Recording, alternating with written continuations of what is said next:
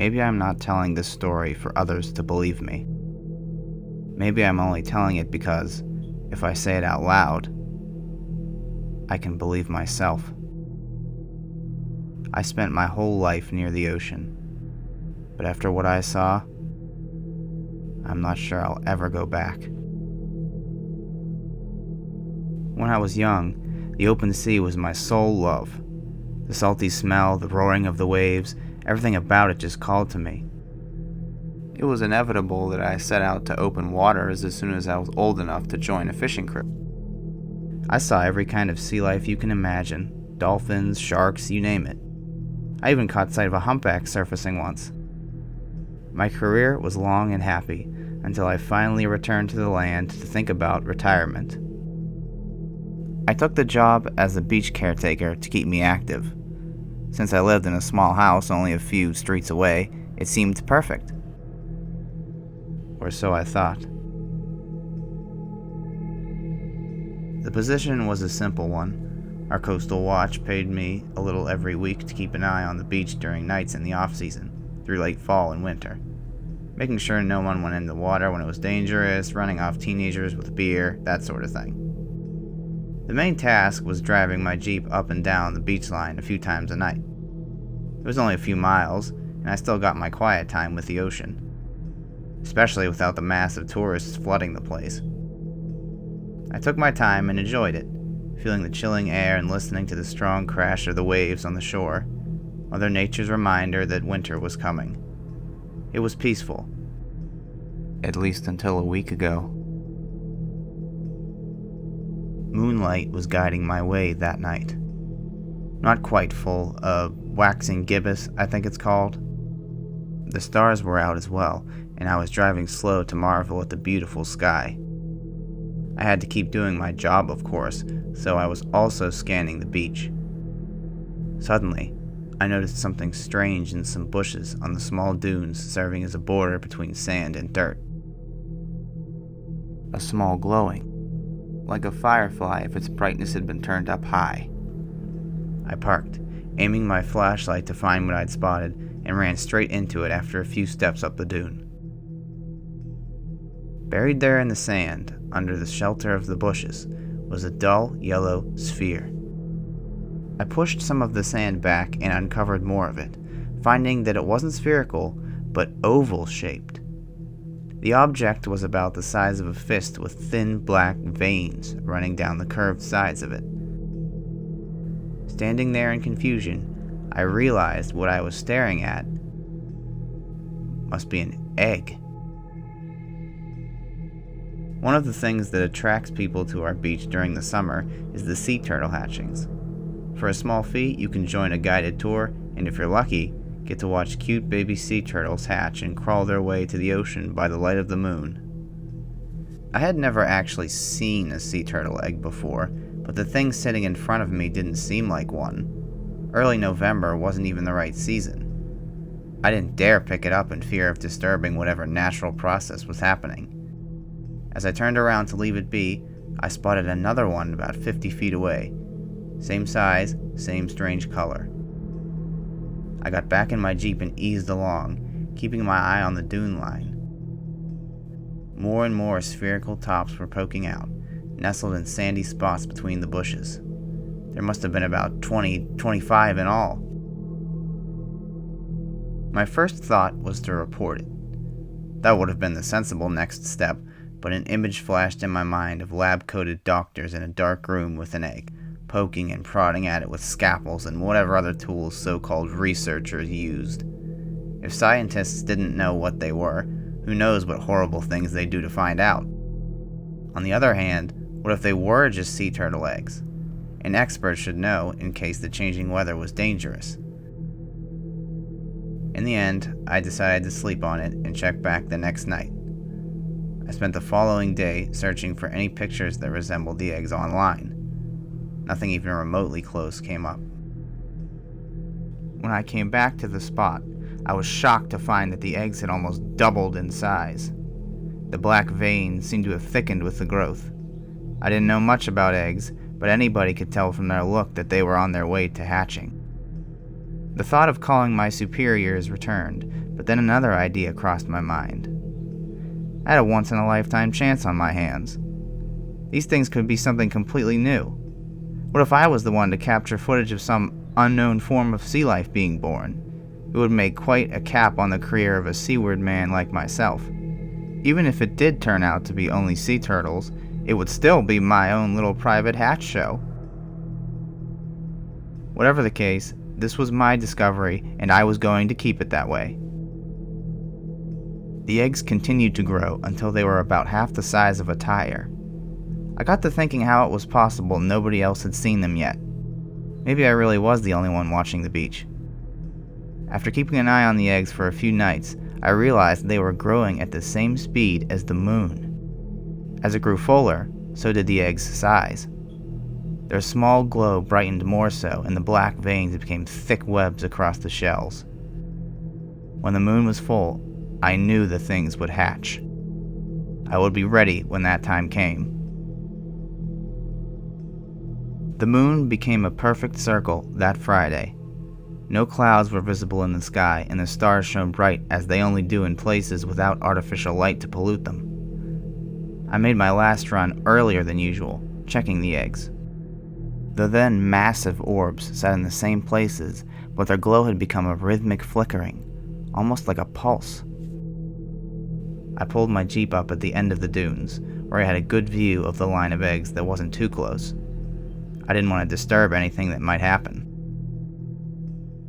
Cool air blew across the beach as I waited, sending sand swirling around in clumps.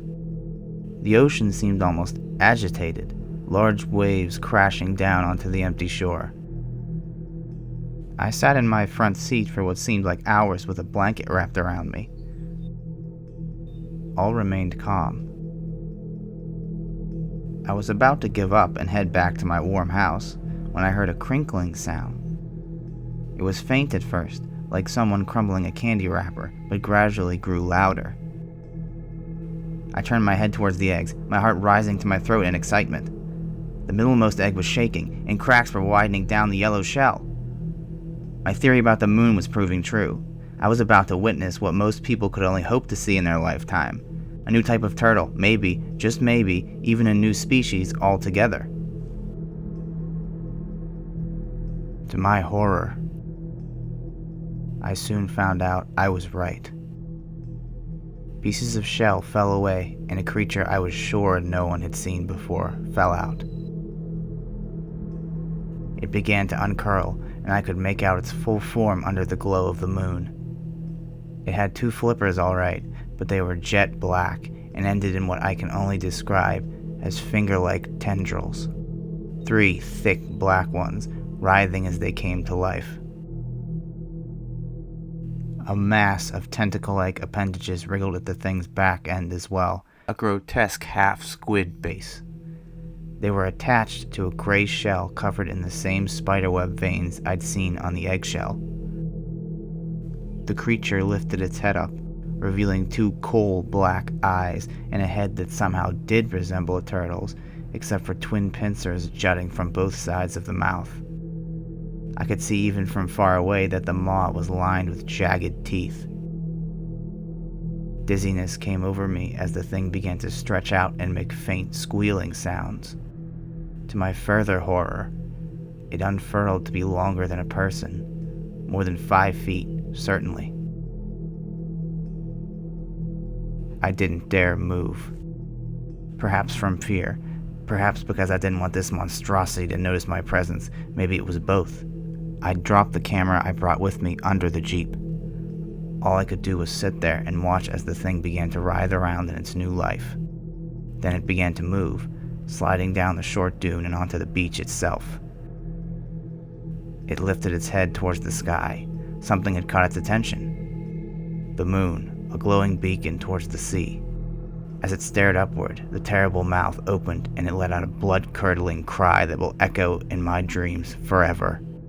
It didn't sound like a howl of a predator, it was more emotional, mournfully sad even. I realized then what I was hearing, like some basic primal instinct in me recognized it. This creature was crying out for its mother. I watched in awe as it used its tendril-like flippers to shakily pull itself up and began crawling towards the ocean, continuing its unanswered call as it went. Then I heard another sound. Cracking.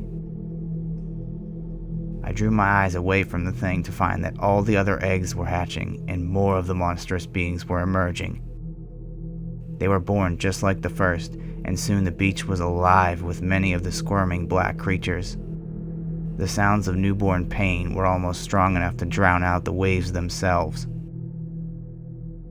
Tears began to roll down my cheeks as I witnessed the line of creatures crawling, clawing their way across the sand, following the moonlight towards the water. Their bodies left impressions in the sand where my Jeep had been not long before. As the original hatchling reached the first puddles of moisture, it grew more desperate, almost throwing itself towards the tides. Finally, it was swept into the water, and I could just see instinctual swimming movements kick in before it glided downward and disappeared into the darkness. Each creature hit the waves and swam away towards whatever watery depth awaited them. Just before the last one submerged, it let out a different cry, sounding much more vicious, before joining the others in the churning water. All became silent again. I sat there for a long time just watching the beach. The impressions in the sand were soon swept away by the wind, like nothing had ever happened.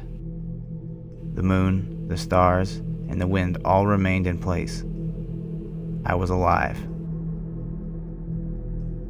In a sort of dream state, I drove back to my house and went to bed, not able to think of what else to do. No sleep came to me.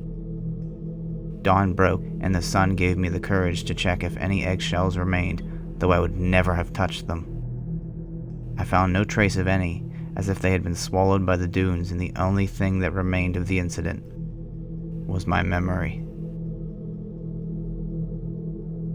I quit my job today, and I'm moving further inland as soon as I can. Nobody believed me, of course, with no evidence to show since I'd dropped the camera. People just chalked it up as another old fisherman spinning tall tales. I didn't push it much. Even to me, the realness of the night is starting to fade. One thing I do know is that I'm done with the ocean. I really thought I knew everything there was to know about it before this. Whatever dark depth those damnable things went to, I hope they stay there. I hope no one ever has to see their hideous and terrible forms. Something else has been on my mind, too.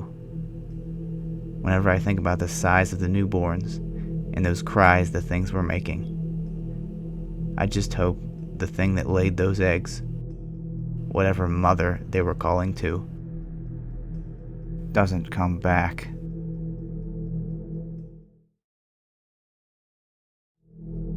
Hello there. This is Matt Aldrich, and if you're hearing this, thanks for giving my first story a listen. I hope you enjoyed it, and if you did, subscribe and all that other good stuff YouTube has to offer, because there's more coming in the near future. There'll be scares, there'll be space, there'll be at least an attempt at something thought-provoking.